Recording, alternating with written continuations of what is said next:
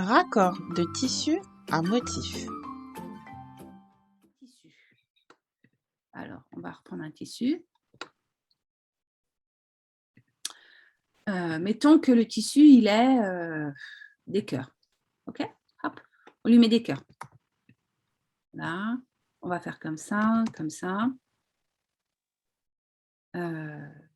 Alors, c'est un peu compliqué parce que bon, souvent, quand même, les tissus, ils sont centrés, les motifs sont centrés. On a souvent quand même un motif qui est centré. Je vais encore rajouter un. Il ne peut pas venir? Si, non, il ne veut pas. Je vais dupliquer. Bah, dis donc, aujourd'hui, ça rame à mort.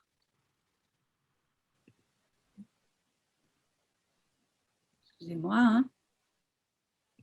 Ah. Bon, okay. Bon, bref, je ne vais pas y arriver avec ce motif-là. On va faire comme ça. On va juste faire comme ça. Donc, imaginons que ce tissu, il est le motif se répète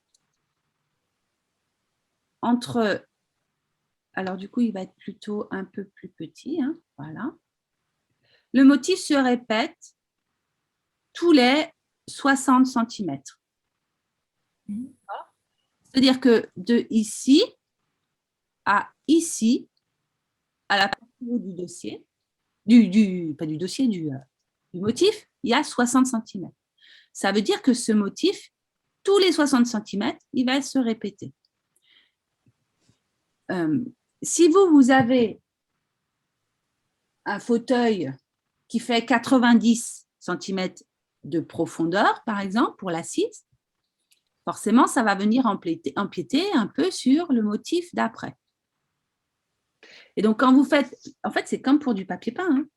Quand vous faites le raccord et que vous voulez que le dossier et l'assise soient raccordés, il va falloir que vous positionniez. Attendez, on va faire un truc. Je vais essayer de les grouper, de les associer. Ouais, voilà, déjà ça ne bougera plus. On va prendre on va prendre un carré pour l'assise. Alors, l'assise, mettons qu'elle soit grande comme ça. Et je vais la faire transparente. Et on va lui faire une bordure rose. OK? Voilà, ça, c'est l'assise. Vous allez vous dire, moi, je vais prendre l'assise, elle va faire cette taille-là. D'accord? Eh bien, le dossier, lui, si vous voulez que ce soit raccordé, c'est-à-dire que, par exemple, vu que le cœur ici, alors mettons, on va faire un truc un peu plus facile, un peu plus compréhensible. Quand je coupe ici, le motif, il est coupé. Si je prends un nouveau morceau pour le dossier, je vais donc le centrer aussi, d'accord? Je vais le mettre comme ça, pour qu'il soit bien aligné. Mais par contre, là, je me rends compte que le dossier, il va pas se raccorder. Enfin, comment dire? C'est un peu compliqué. Hein. Il va falloir que vous réfléchissiez à la partie qui est cachée sur le dossier ou de l'assise pour que ce soit raccordé. Vous voyez? C'est quand, en fait, les tissus, ils sont touchés l'un avec l'autre, en fait. Sur l'assise, comme sur le fauteuil que l'on vient de voir, le bridge, là, que l'on vient de voir. Je ne connais pas encore bien tous vos prénoms, hein. Marlène. D'accord? Mais étant donné qu'on va retourner un petit peu le tissu, en effet, il faut sauter un motif quoi, pour pouvoir prendre le motif d'après et anticiper ça. Exactement, c'est ça en fait. Il faut anticiper le raccord, la hauteur du motif qui va se répéter. Donc, je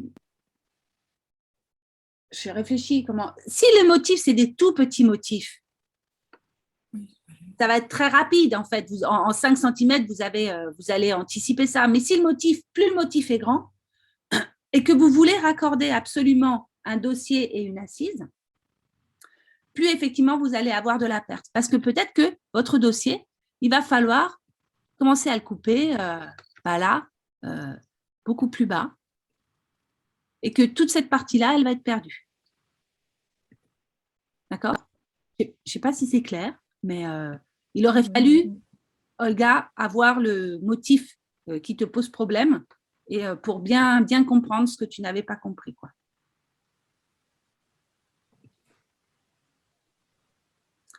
C'est pourquoi je pense que ce que vous pouvez faire, c'est quand vous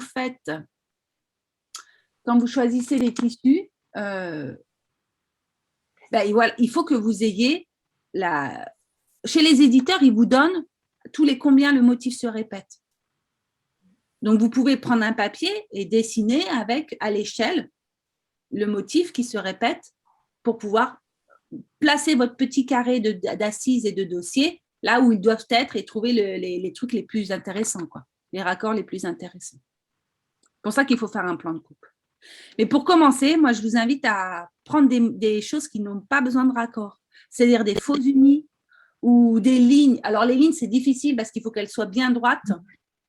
Donc, moi, je vous invite à prendre des faux unis ou des tout petits motifs, ou alors des motifs grands, mais qui n'ont pas besoin de raccord, qui peuvent être, qu'on peut poser comme on veut, quoi. Cherchez pas à faire compliqué dès le début, hein. Parce qu'il faut déjà faire la garniture, il faut poser le tissu et tout. Si en plus vous compliquez la vie avec les raccords de tissu, il faut y aller petit à petit.